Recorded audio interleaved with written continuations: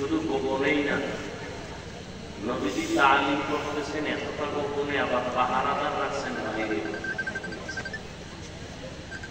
অথচ আল্লাহ পাক রাসূল সম্পর্কে বলছেন আল্লাহু ইয়াসিমুকা মিনান নাস, রাসূলের ক্ষতি করার কারো কোনো সুযোগ নেই, আল্লাহ হেফাজত করবেন মানুষের বিভিন্ন প্রবঞ্চনা থেকে।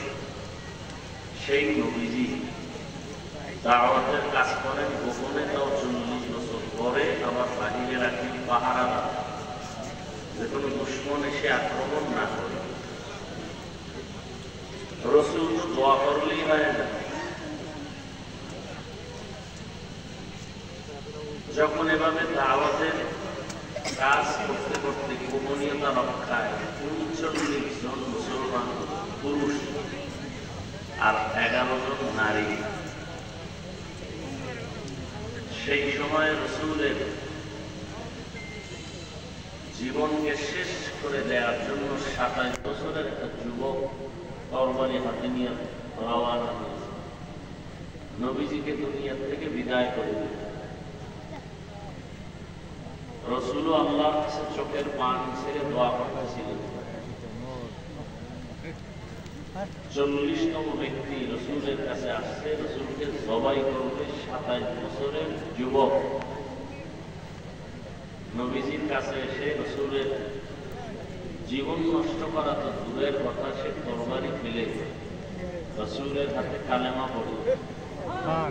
এরপরে ইসলামের জন্য আবার হুঙ্কার দিলেন এমন ভাবে যে আর গোপনে দাওয়াত চলবে না, দাওয়াত এখন প্রকাশ্যে চলবে। রাসূল এবার প্রকাশ্যে দাওয়াতে নামলেন। কতজন ব্যক্তি নিয়ে? 40।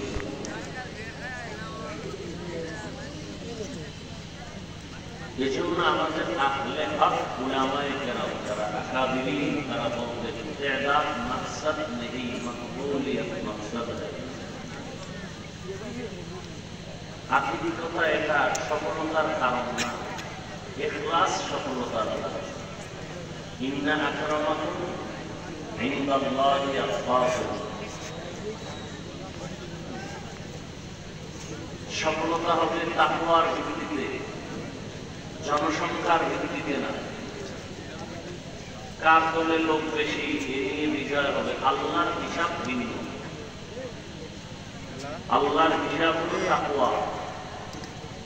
রাসূল এক হাদিসে বলছেন ৭৩ দল